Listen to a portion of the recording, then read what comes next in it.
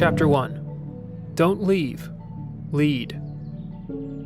The Lord's calling, vocation, always presents itself like this.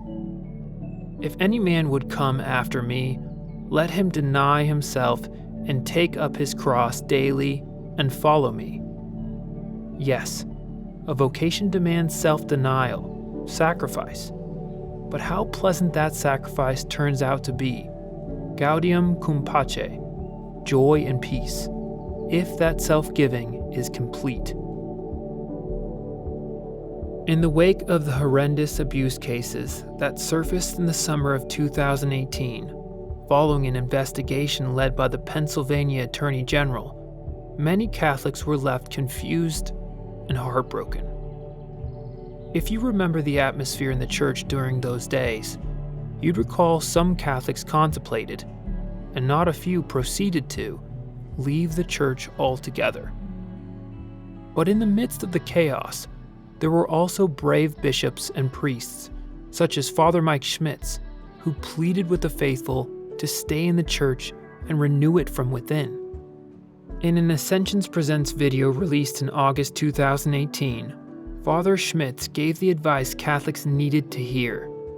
Don't leave the church when things get tough. Lead the church. It summarized well what a faithful Catholic's attitude should be when facing scandal within the church or any other challenge. After all, this wave of scandals was not the first to surface in the church's nearly 2,000-year history, and sadly, it's probably not the last. The Catholic Church has never guaranteed the moral infallibility of its members at any rank of its hierarchy. What the Church has done, instead, is always assured the faithful of the infallibility of its teachings on faith and morals. Why? Because the Church is the custodian of the truth as revealed by Christ and does not possess a compendium of truths of its own. Moreover, the Catholic Church has always asserted that every one of her members is a sinner in need of repentance. That is why we have the beautiful sacrament of reconciliation. That is why priests, even the Pope, go to confession on a regular basis. Does any of the above justify the horror of what many of us read in the infamous Pennsylvania report? No. Sexual abuse is a cancer that has no place in society, much less in the Church. In our call to prevent this and other evils from corrupting the Church, the laity must rediscover their mission. In this post-COVID-19 world, full of confusion and uncertainty, and in our great need to make society a more fertile ground for the gospel to take root, we are convinced that lay Catholic leaders are needed today more than ever. They are needed primarily in civil society. Times have changed. Behind us are the days when the Church had such a political influence in the world that it became the supreme moral authority. It was this way in all spaces of Western society, and in many other cultural traditions as well. The Catholic Church today must bring the gospel to society in new and creative ways. We know this. We've been calling it the new evangelization for so long, it doesn't feel so new anymore. This is why Catholic laity have the special responsibility of inserting themselves into the secular world to infuse it with truth, goodness, and beauty. In other words, to infuse it with God. Gone are the days when we could sit back, each taking care of his own soul, while relegating to clergy and religious alone the responsibility to spread the good news of Jesus Christ. Though many do not yet see it, Christian civilization has imploded. It no longer exists. So where do we go from here? There are many challenging answers to that question. One is eminent. The laity must begin to exercise tangible and effective leadership both within, and most importantly, and the focus of this book, outside the boundaries of the institutional church.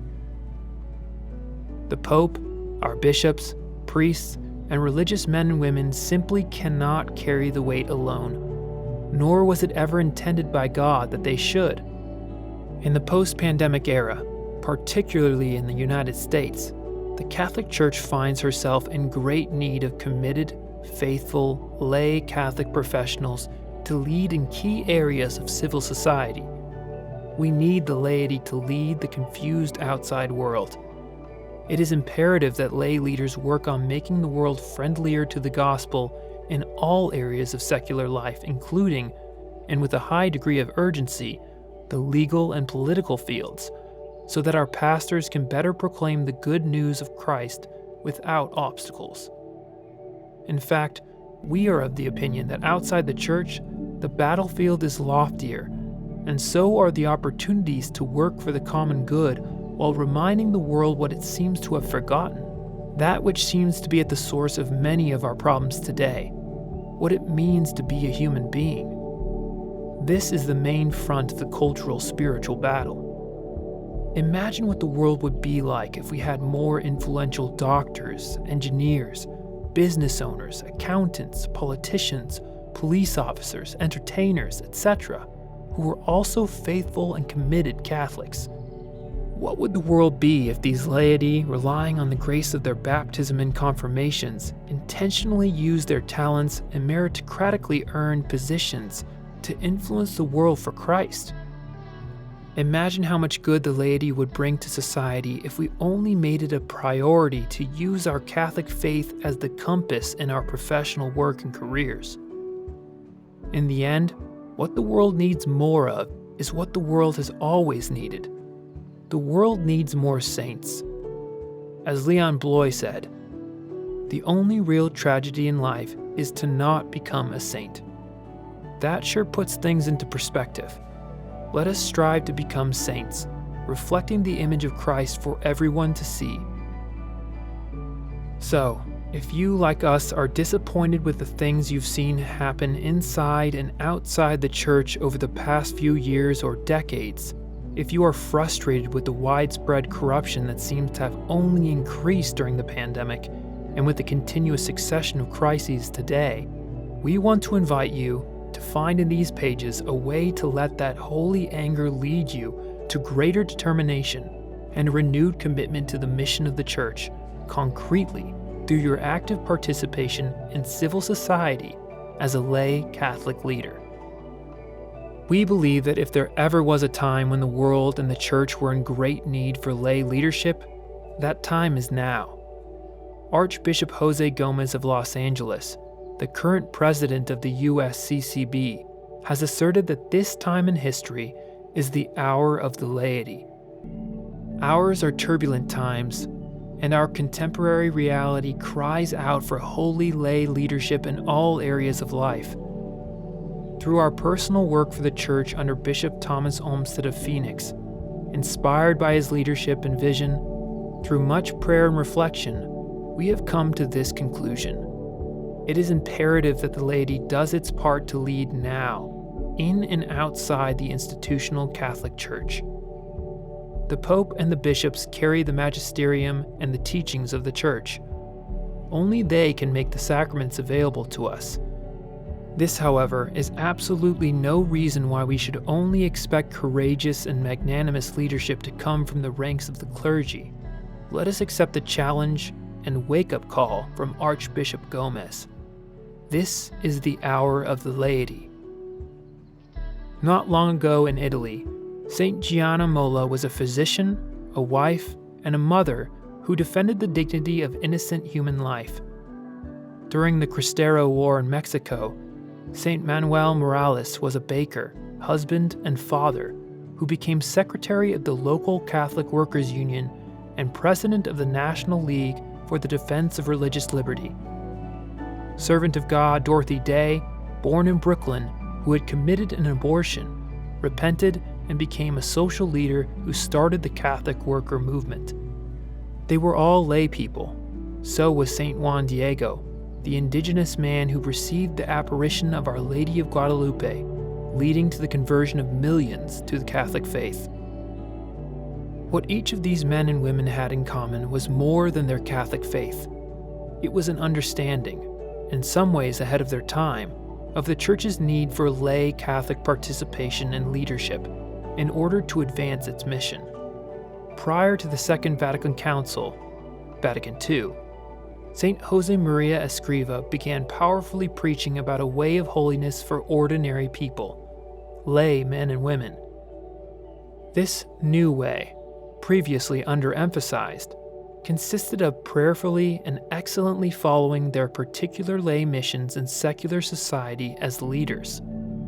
Escriva called the laity to do this within their professional efforts, while sanctifying their work, and by simply doing so cheerfully, striving for perfection and offering everything they did to God. If we look back at our own church history, this is not a novel concept at all, but only what the early Christians knew well and lived out in their ordinary lives. While in parts of the world today the church is blessed with growth, we know that elsewhere she also struggles to advance her mission. This is at least in part due to the lack of lay leadership in civil society. The laity has for too long neglected to take ownership of their role in the church. Why? We might need an ordained priest to celebrate Mass or hear confessions, but we don't need a priest to lead a hospital, a homeless shelter, a charitable fundraising effort, the administrative functions of the church, or even the entrepreneurial aspects of any apostolate. These are often only the needs within church-founded organizations. There's no reason why virtuous leadership exercised by the laity should be confined to life within Catholic institutions or apostolates. If we look at the problems in the world from the lens of our faith, we realize that a more committed and determined laity could generate the change so desperately needed to bring Christ back to society. It is in fact impossible for the Pope, our bishops, priests, or consecrated religious to insert themselves into secular society in such a way as to transform it from within its secular institutions and organizational structures. Only we, the laity, can do that. What Gianna Molla, Manuel Morales, Dorothy Day, and Juan Diego did for the church were prime examples of the type of lay leadership we so desperately need today. It used to be that men and women would become leaders simply because they were Catholic. In other words, their Catholic faith was the very reason they wanted to lead. That is no longer the case. We feel nothing but love for and indebtedness to the priests and consecrated religious people in our lives. The clear majority of the clergy are faithful, holy people, committed to serving Christ and His church. But these ordained and consecrated faithful need us to be who we are as laity. The time has come for the laity to step up and into the leadership role they are called to fulfill. Venerable Archbishop Fulton Sheen said it well. Who is going to save our church? Not our bishops, not our priests and religious. It is up to you, the people. You have the minds, the eyes, and the ears to save the church.